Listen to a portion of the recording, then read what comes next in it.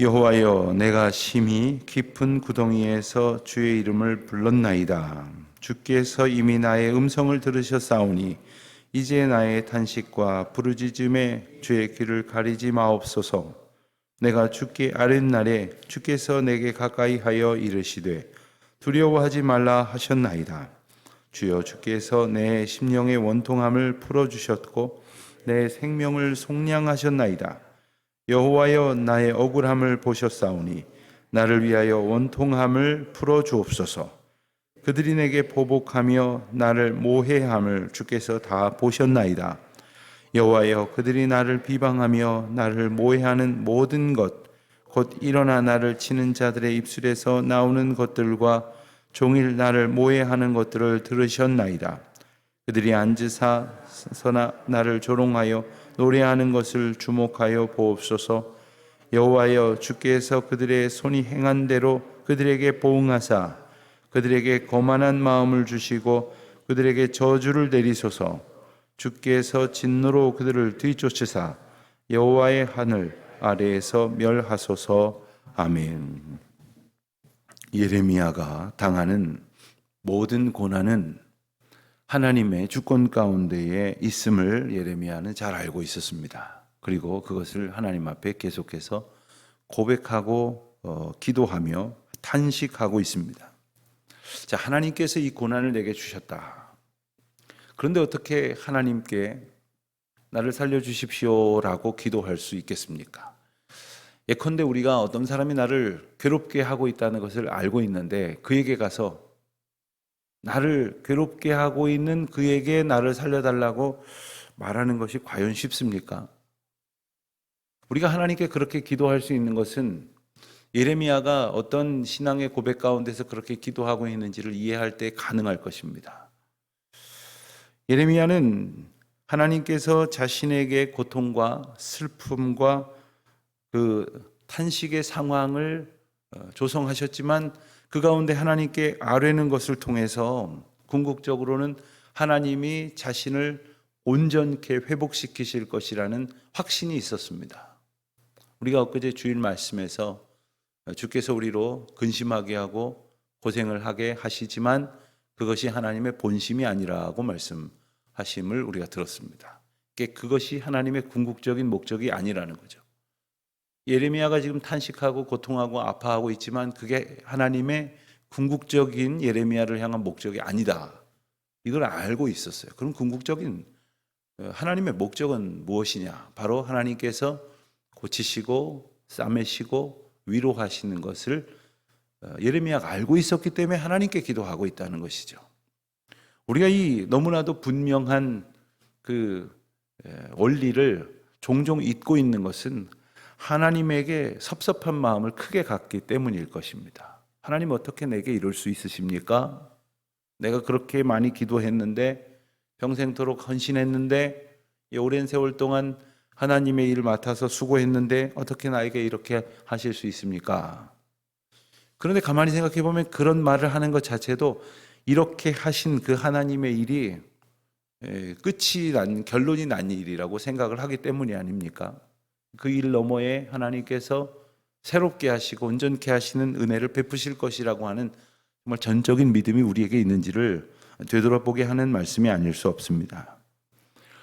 호세아 6장 1절 말씀을 보면 호세아 선지자가 이렇게 노래합니다. 오라, 우리가 여호와께로 돌아가자. 여호와께서 우리를 찢으셨으나 도로 낫게 하실 것이요 우리를 치셨으나 싸매어 주실 것입니다. 찢으셨으나 또 치셨으나 도로 낫게 하실 것이고 싸매어 주실 것이라는 그 믿음의 고백을 가졌기 때문에 호세아는 백성들에게 하나님께로 돌아가자라고 말하는 것입니다. 그리고 예레미야는 그렇게 하나님 앞에 기도하고 있는 것입니다.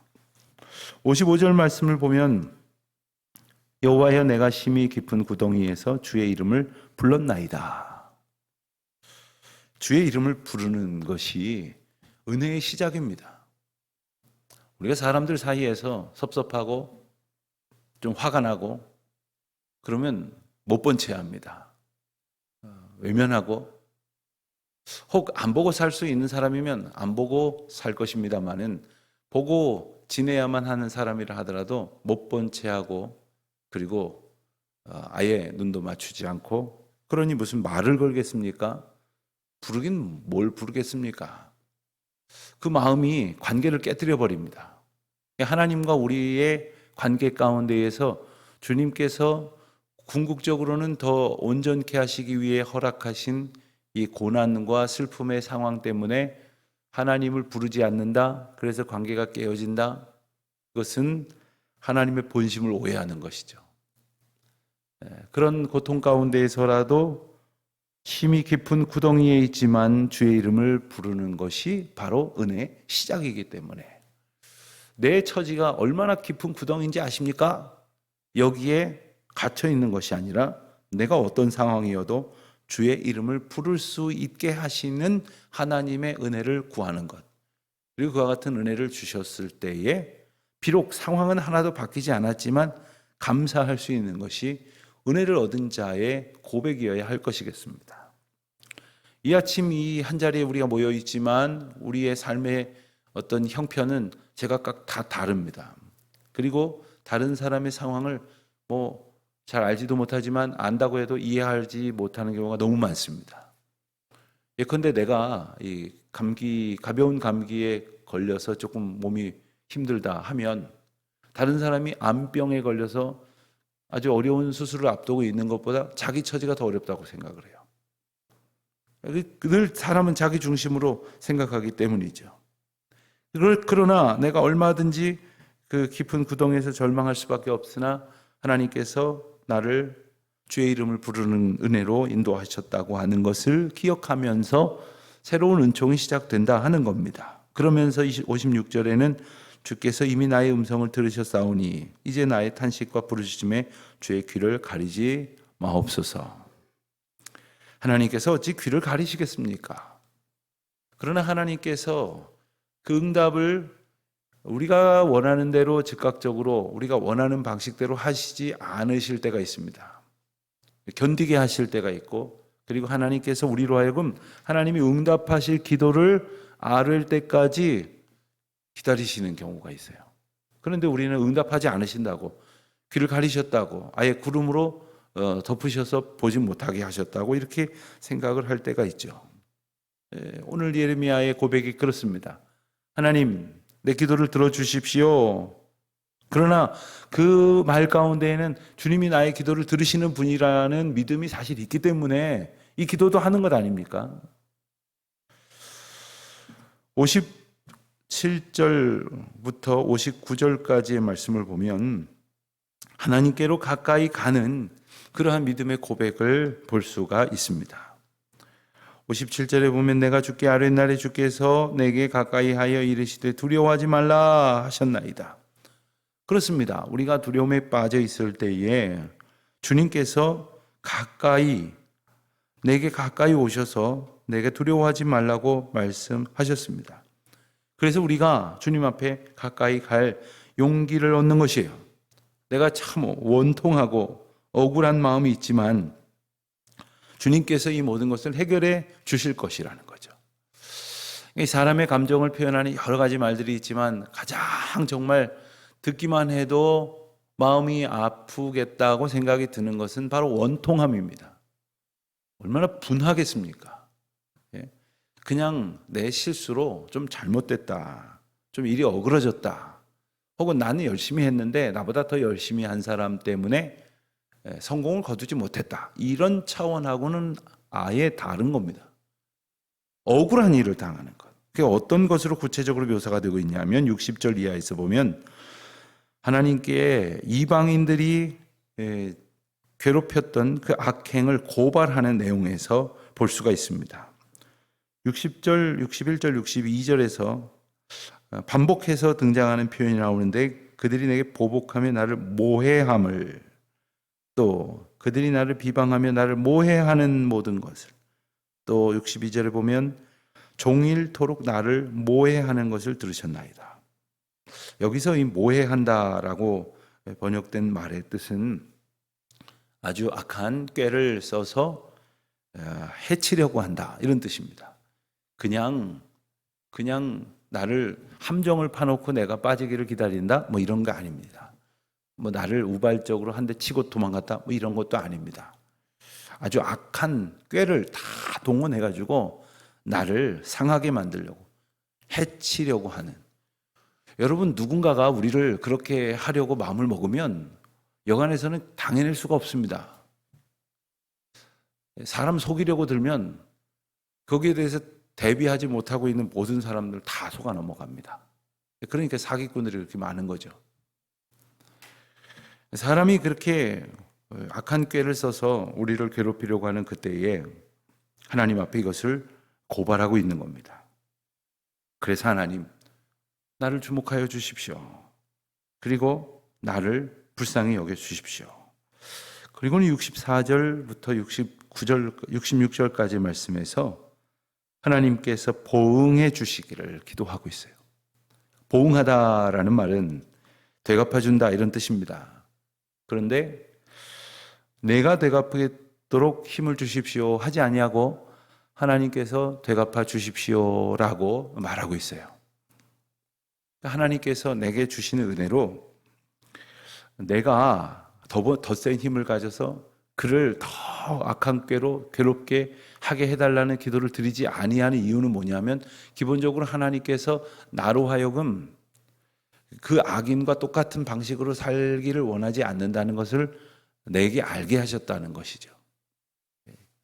하나님께서 우리로 하여금 그런 악을 악으로 갚지 말게 하시고 선으로 악을 이기라고 하신 이유는 언제나 우리가 선한 하나님의 방법 가운데에서 거하라고 말씀하시는 거예요.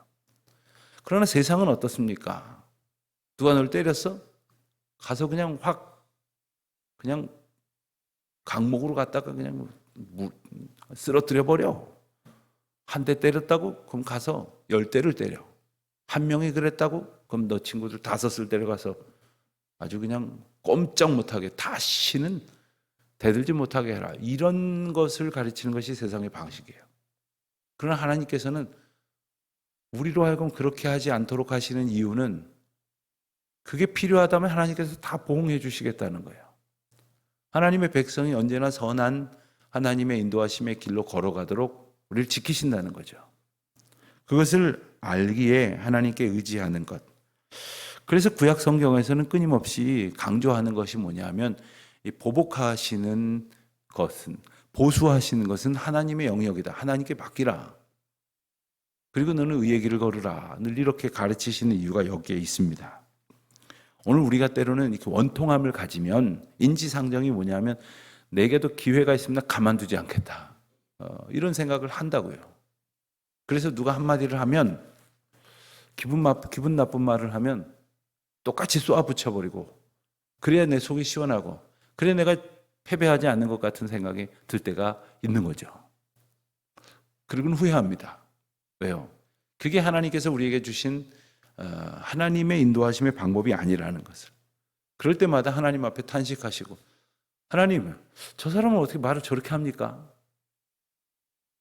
저는 저렇게 들을지언정 저렇게 말하지 않게 하시고, 제가 너무 속상한 이야기를 듣는다면 하나님 좀 저를 지켜주시고, 때로는 그로부터 멀리하게 하시고, 하나님께서 저 모해하는 꾀를 보응해 주십시오. 모든 주권을 하나님 앞에 맡기고, 제가 의지할 분은 오직 주님뿐입니다 라고 주님 앞에 더욱더 가까이 나아가는 저와 여러분 되시기를 주님의 이름으로 축원드립니다. 하나님 아버지, 감사합니다. 저희가 원통함을 당해서 괴로워할 때 피할 바위가 되어주시고, 또 허탄한 것으로 저희가 실수하지 않도록 믿음의 길로 느린도하여 주시니 감사합니다. 주님 앞에 모든 마음의 어지러운 것들을 내려놓고 주님 주시는 평강으로 주님의 길을 걷는 오늘 하루가 되게 하옵소서. 예수님의 이름으로 기도합니다. 아멘.